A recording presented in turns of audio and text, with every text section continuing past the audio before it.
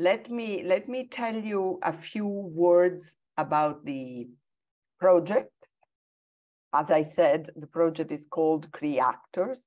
The book was one of the main outputs of the project, which is a project co-funded by the Erasmus Plus program of the European Commission. And I will start by briefly introducing and telling you who the partners of the project are. I will then finish my introduction by telling you a couple of things about the book, which I had the chance to read already. And then I will give the floor to the partners for their presentations. So, well, the project is called CRE-ACTORS, but it has a very, very interesting full title, which is Training Intercultural Theater Makers for a Diverse Europe. And obviously the title tells already pretty much about the project. It's a project based on training activities, but training in a very specific field, which is that of intercultural dialogue. And it is addressed to theater makers with the aim of creating a diverse Europe. So quite an ambitious goal, let's say.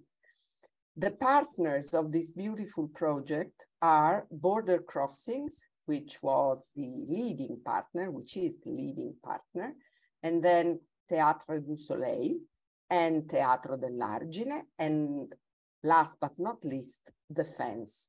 You will hear the voices of the people directly involved in the project during the presentation.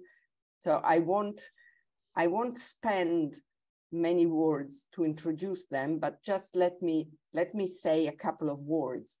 Border Crossings is represented here by Michael Walling, and Michael will talk as soon as I finish this first introduction.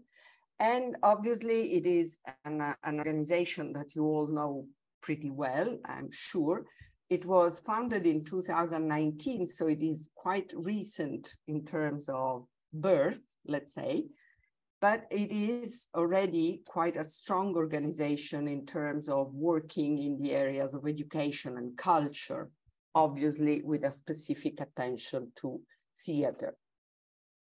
It has a particular focus on three topics: social integration, international collaboration, participation, and education. So it is perfectly, let's say, fit into this project and also into the aims of the project.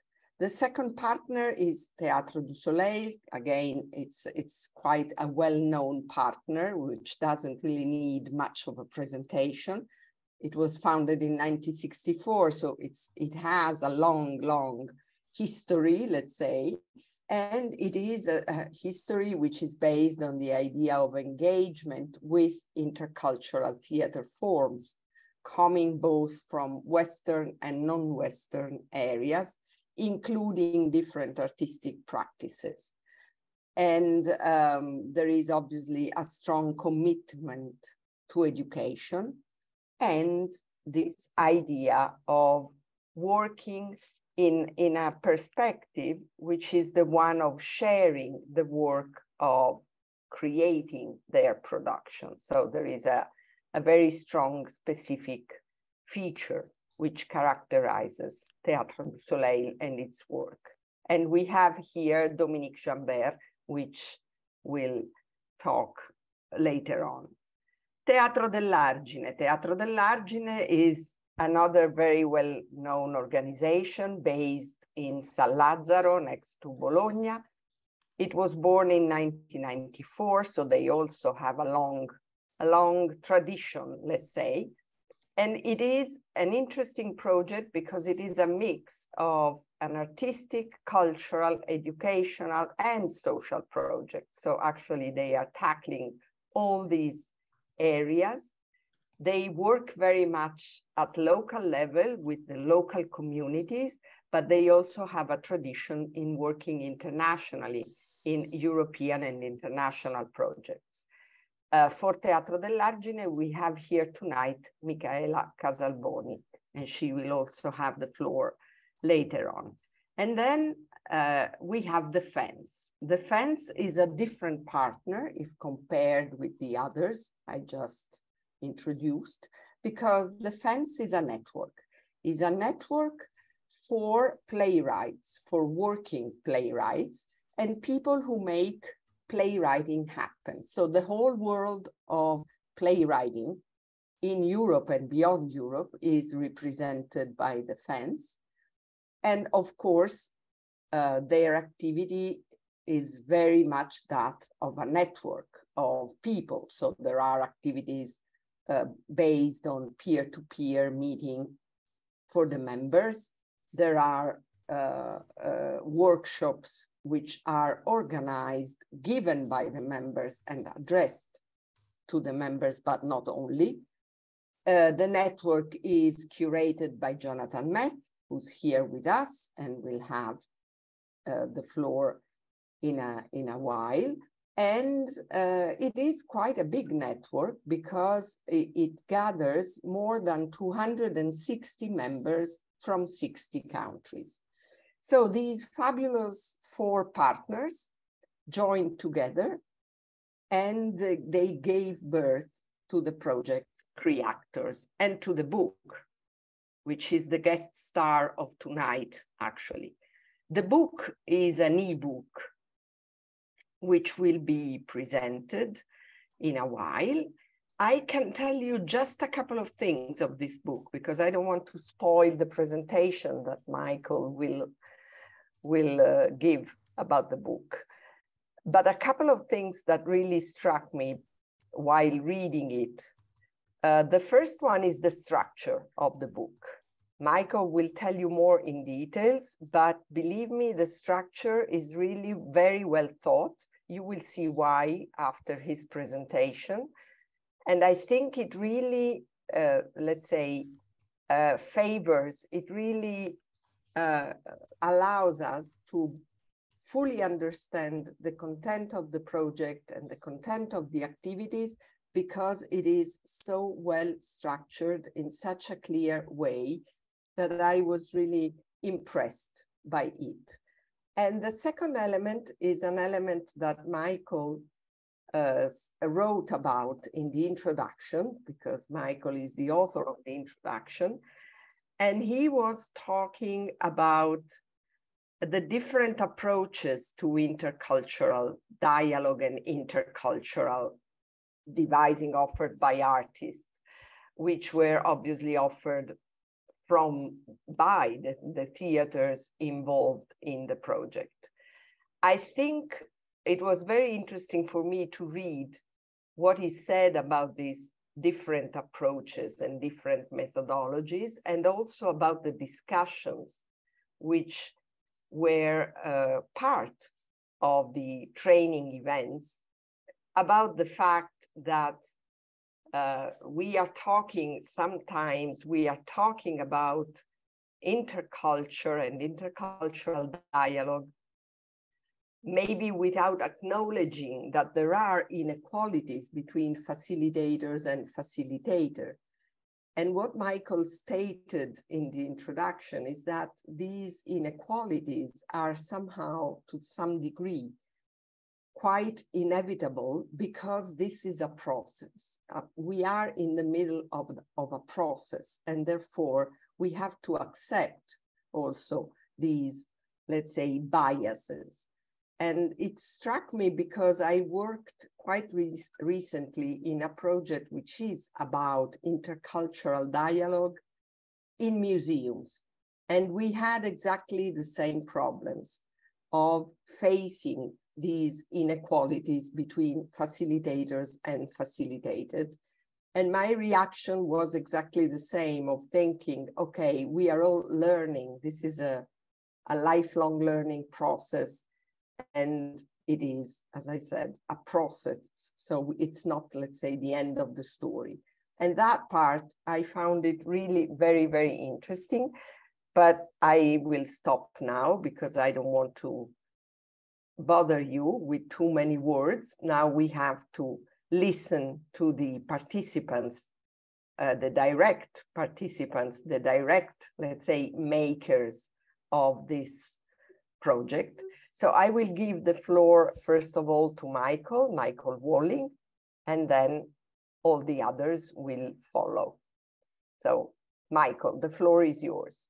Thank you everyone for coming.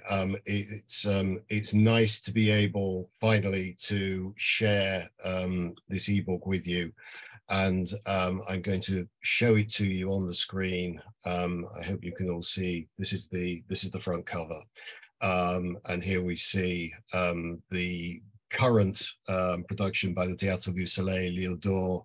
A group of actors on a journey, traveling between cultures, traveling around the world, coming to an island where intercultural theatre makers can gather and make exchanges. And it seemed a wonderful kind of metaphor for our own project that they should be doing this piece of work at this time.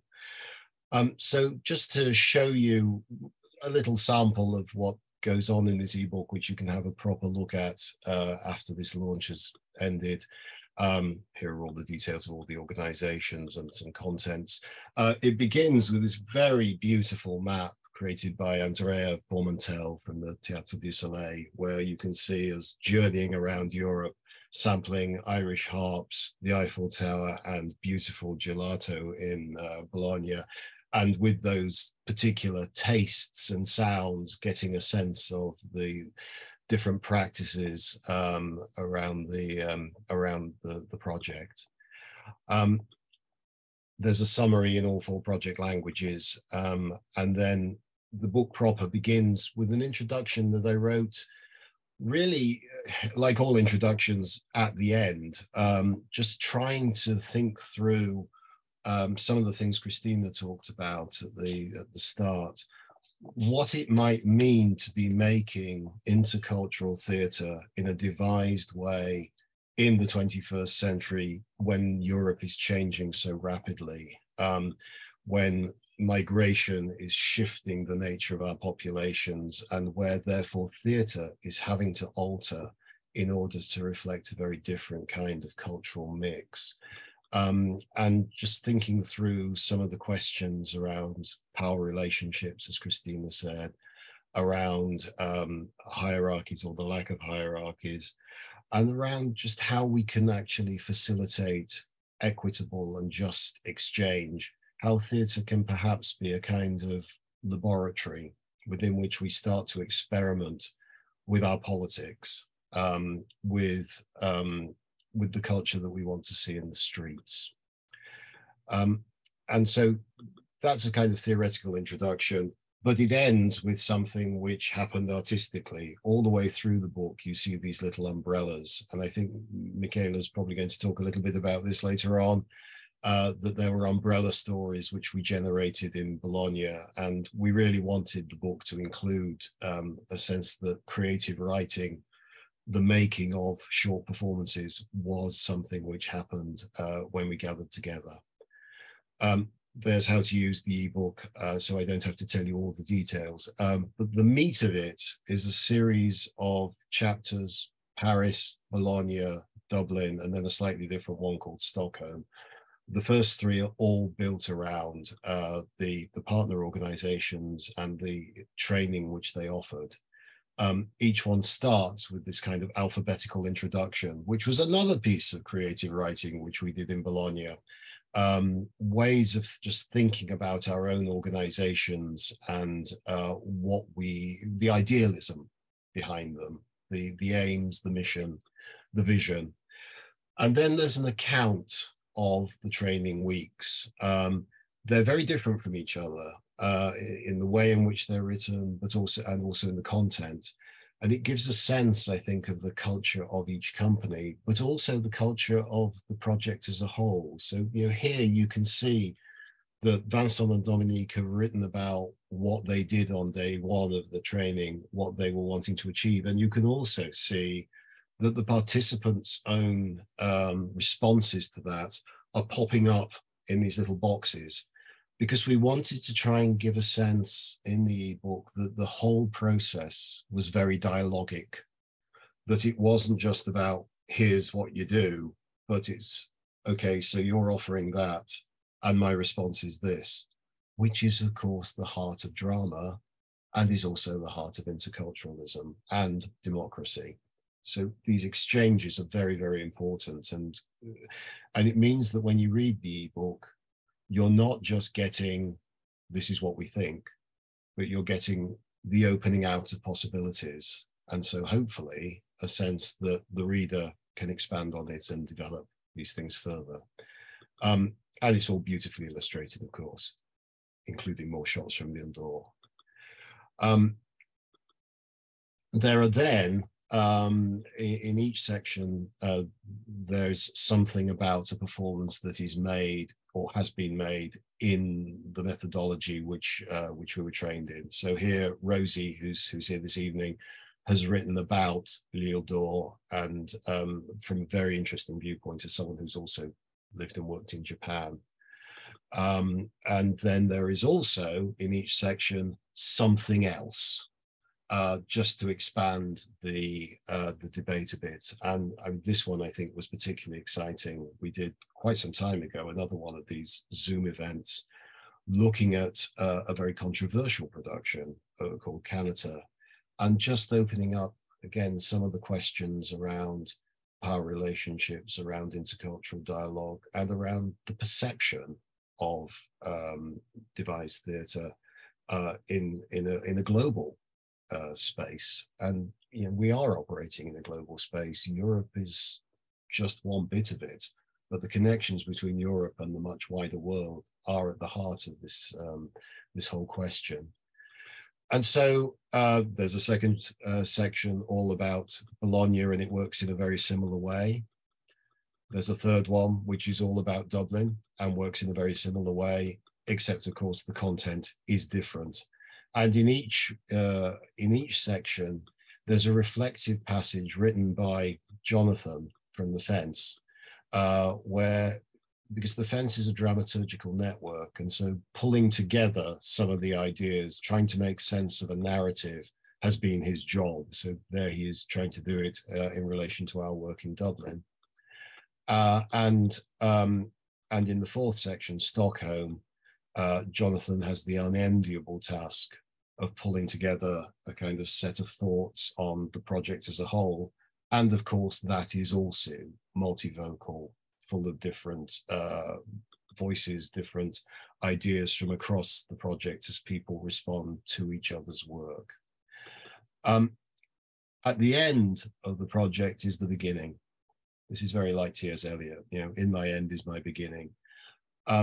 The reason I wanted to do the project in the first place, and of course these things only dawn on you after you've done it, but I think it was to do with seeing Le Dernier Caravansérail at the Cartoucherie back in 2004 and having the opportunity to talk to Ariane Mnouchkine afterwards, and realizing that she was grappling with a lot of these really important issues around how theatre needs to change in order to respond to a changing context.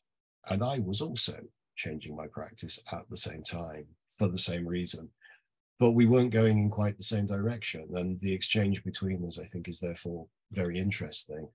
And that was the germ which led to there needs to be an exchange between theatre makers across Europe, thinking about how we respond to the new demographic, how we make a new theatre for a new Europe. It's still a question at the end. I don't think we reach any conclusions, but I hope the ebook is part of the process of opening it out. And there you can see all the lovely people who contributed along the way, to whom I'm very, very grateful indeed. Back to you, Cristina. Thank you, Michael. Thank you very much for giving us a flavor of the book. And I guess all of you who listened to him probably realized why I was so impressed by the structure of the book, which is really clever and makes it a pleasure to read it and go through it. So thanks again. And now I'll give the floor to Jonathan Meth, who's representing here The Fence, the network of playwrights. And Jonathan will tell us something more about the book. We heard from Michael that you had quite an important role in writing the ebook, in writing some sections of the ebook. So the floor is now yours to tell us something more about it. Cristina, thank you so much. And thank you very much, Michael, for sharing the visuals, because I think that's the key element. And in the end, inviting people to have a play with it and just to move through it and see what might be interesting for them. I think I'm going to use just a few minutes to talk a little bit about the process or the processes that we used in putting the book together, because I think that's worth investigating a little bit more. So although Michael's given you a quick canter through the book itself, I just want to, as it were, restate what those ingredients are and what you might find. And then I want to talk a little bit about the processes of documentation that led to this ebook. Because I think if you're running a European project, one of the things you're focusing on at some point is how are we going to capture actually what happens and make that knowledge transferable and available to ourselves, but also to other people. So I'll come to that in a moment. But as Michael's kind of given you a quick indication, there are both formal and informal introductions to all the companies involved. Then we get the working processes of each of the 3 week-long residencies in Paris, Bologna, and Dublin. And this is very much about practical exercises as a developmental process. So that what you should get is a narrative that unfolds, that builds as the experience of the participants built through each week. And then you get some snapshots of those participants' responses, and then my individual reflections on each week, and then the project overall. Michael's already explained briefly that he's written an introduction to the project in its cultural contexts. And I think that's quite important in terms of a priming coat, if you like, to anyone's experience of the project that wasn't there, in terms of enabling you to engage with it. Then we've got a couple of associate partner companies in Italy and Ireland, Caboche and Cantiere Medici, and their work. And that's very important because it allows us, as it were, to step sideways and have some completely independent input about other companies working in the field and how they do what they do. And in one case, Paula McFetridge came down from Northern Ireland to come and talk to us and explain to us elements of her work. And in another case, we were able to go and visit Cantiere Medici and actually experience the work, as it were, on site, and some of the ways in which they make their work. And that's very useful because we simply allow that to sit within the book, and you can make your own connections, hopefully. Michael's talked about the discussion on Lepage's Kanata and the interview with Ariane Manouchkine, and in a way, they represent an equivalent Paris-based input to those Irish and Italian case studies. And then finally, you've got the rogues gallery of us all at the end. Not just the photographs, but of course, all their voices are peppered throughout the book because it's very much a polyphonic experience. What I hope we've done with the book is actually create a space. There's a lot of it, so it might seem that that's the opposite. But I think the intention that Michael and I had was to try to create a space in which you might see your own work or your own thinking or your own practices, and into which you might then step and perhaps join us in some of these ongoing questions. Before I hand back to Cristina, I did just want to reflect briefly on the documentation process, because I think a lot of European projects find this quite a challenge, because actually they're primarily there to do the work that's contained in the book. That's the exciting thing. That's the thing we want to get to. That's the thing that's most valuable. But documentation is nonetheless a useful and productive process.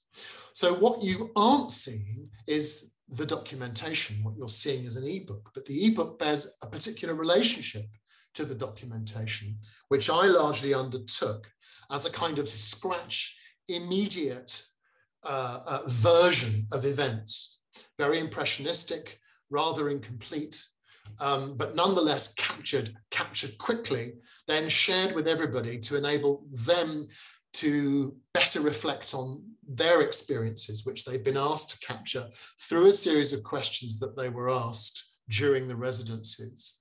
And then moments at the end of each day and certainly each week in which to gather those thoughts. There's a kind of ongoing, recursive, iterative, dynamic process of gathering stuff so that you don't lose it, because particularly in the year between the Paris residency and the Bologna residency, everyone's lives move on. And of course, throughout the project, we were all dealing with COVID.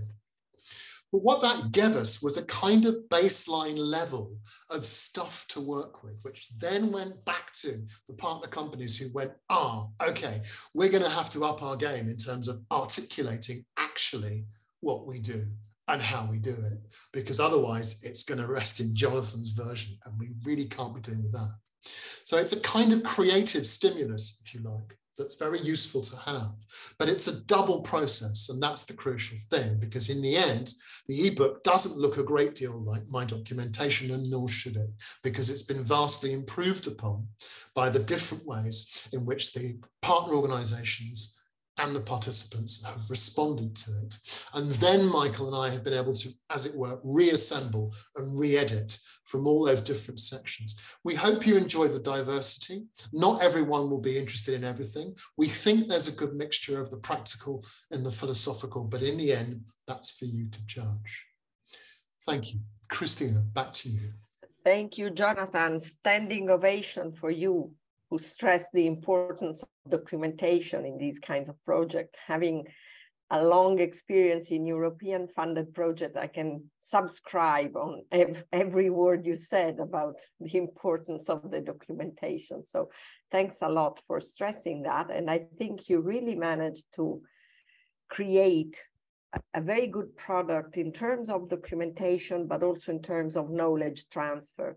So really, congratulations on what you did. You said at the beginning, it's like a narrative that unfolds throughout the book. And it is actually like that. So it is really pleasant, like a story, but at the same time, it is very solid in terms of documentation and knowledge transfer. So thanks for underlying these elements of the ebook. And now I'd like to give the floor to Dominic, who will tell us something about the first training, because we saw that actually Paris was the first place where the training activities took place. So they were sort of pioneering, let's say, the activities. So please, Dominic, the floor is yours. Thank you, Cristina. Good evening, everyone. So if we just turn back the clock, we go back in July 2021. So the lockdown, the international suspense in where everybody was. It was in Paris. It was the first time that we will meet in Rio. So we only knew Michael. We met the other members only through a screen. So we had to imagine what this project could be, but we had no idea what it would really become. So it was something really strange. We had to be precautious with the COVID, but we had to go on. So as you know, the project was to share our way of working with the Théâtre du Soleil. We couldn't pretend to be Ariane Nouchkine, but with our 25 years as members of the Théâtre du Soleil, Vincent and I, we said, okay, we can share our understanding of this practice. So we choose to begin as Ariane could do in a workshop or in the beginning of a creation, of a rehearsal of a creation. So we thought we will choose a theme, and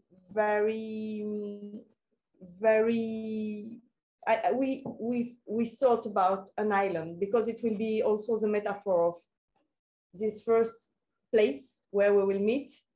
And also, so the theme was, there has been a shipwreck. So survivors set foot on an island, and this island is not necessarily desert. So that was the beginning.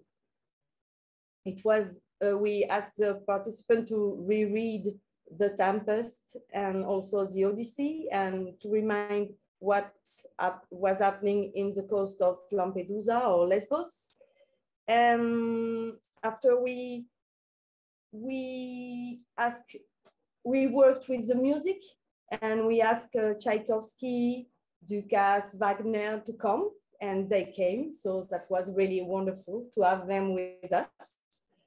And we came also with a proposition of a space, and we choose to work in a circle, because it was also for us a new challenge, and that's what we decided to do. And we brought costumes, because we wanted the participants to sometimes feel as children in an attic. And we thought that's our way to work, so we will do that. So we brought different customs, and we began like that. We knew we will have to deal with the languages, our different languages. We didn't have one language in common. We had only, sometimes people can speak French and English, sometimes Italian and French, sometimes Italian and English. So it was really, we really had to deal with that. And we said, okay, let's go, we will see. And I don't know what I have to add. So that's what we did. Yeah, and you did a great deal of things, actually. It's very interesting, your perspective.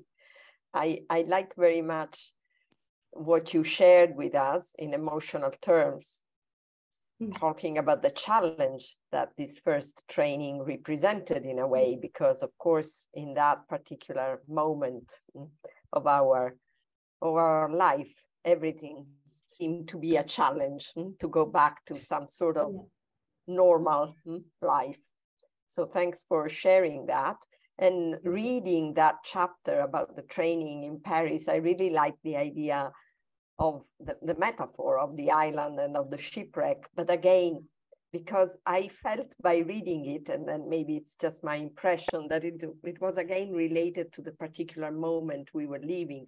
We were all a little bit shipwrecked, let's say, in that moment. And you can feel it by reading your text about the training. So it was a challenge. You have been pioneering in this new, let's say, era after that disaster that we went through in those years. So I think it's really a beautiful chapter, and the way you wrote it, the way you decided to tell the story, I think it's fascinating.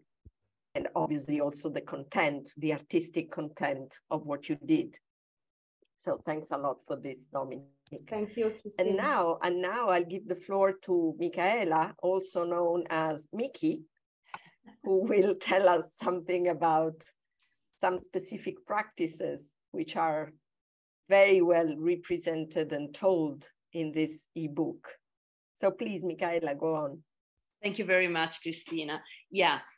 From practices to theory, from theory or philosophy back to practices, because we are theater practitioners, most of that. But then people asked us, could you please tell us what you do? And in European project, they asked us, well, but go evaluate what you are doing. You know what you are doing. And from project to project, you start really reflecting. But at the same time, we would like our readers, our beloved readers, to find some really concrete things to grasp, because theater is that. Theater is wood, blood, flesh, bodies, and now that COVID is a little far away from us, we can go on that.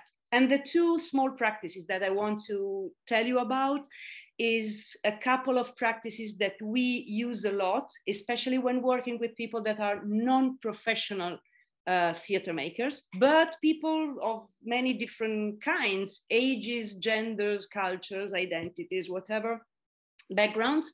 And these two practices are practices to gather things, perspectives, emotions from people, stories from people, both invented or non-invented stories, rework them, repack them, and re-give them to the people who gave them at the first time, but with a new dress, so to speak.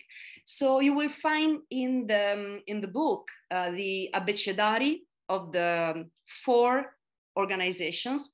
Abecedario, what is that? It is a sort of identity card of an organization or an association or whatever group of people, a sort of identity card in 26 words, 1 per each letter of the alphabet, with a little explanation. You can build your own abecedario at home. Please do that. It's not dangerous. By interviewing a lot the people, the organization that you want to know, or the group. You reserve yourself like at least 2 hours to do that or more, and you talk about that. The idea is getting something more than what you find on the internet websites. So I don't want to know the things that I can get, through internet or the social media. I want to know something more about you, why you are together, why do you enjoy your job, why do you hate your job when you hate it, and things like that. From that long interview, then you give all these things to some playwrights or workshop leaders of the group, and they try to fix the materials using the words that participants used, and at the same time new words. So it's a mix of what you got of the art, of the tools of theater that you can put in that meeting, and the final output is a mix of nature and culture, art and invention, and the person, the real person. The second is the umbrella stories. We use that exercise with the CRE-ACTORS, but before that, we used that with a lovely group of teenagers in Bologna. The idea, there was an historical institute in Bologna that wanted to interview teenagers about the COVID lockdown. You have to know that in Italy, teenagers that age had almost full 2 years of online teaching. 2 years, not going to school physically, but having, this kind of lessons. So it was very important to interview them, but they wanted some different. They went on with their own interviews, the classical interviewing, but then they asked us, can you please dig more through theater tools? This is what we did. So we asked them to write, to imagine to be in their favorite room during the lockdown. And so we did with the CRE-ACTORS. Imagine you are in your favorite room. What's in your room? What do you want in your room? What are you missing in this moment during COVID? What were you missing most in your room? And things like that. The CRE-ACTORS and the teenagers wrote things. These things were there a little shared with the others. And then we said, okay, now write another story by using the elements of the different stories that you have listened to. This is something that it's like the mask in theater. When you embody a character, it protects you so that you can say something about you without being yourself, in a way. in a way, yeah. And so it's something that you can do when you have to build trust with people, when not necessarily biography is something that you want to put in theater. You just want the emotions or the story, that's it. And the way you share the final story, the mixed story, is under an umbrella. You give some umbrellas in the group. Some people have umbrellas. Those who have umbrellas, they have houses. The others are citizens. And I invite you in my house. 1 and 2, I tell you my story, you listen, then you go away and listen to other stories. So the room is full of people with stories under umbrellas, inviting people to listen to the story. So the idea is of having an intimacy and something very poetic, beautiful to watch, and also very funny sometimes. Thank you, Cristina. Floor is yours. Thank you, thank you, thank you. I told you that reading this book is really an experience, because these practices are told in such a lively way, as Michaela just expressed them tonight, that it's a pleasure to read the book and read out these practices.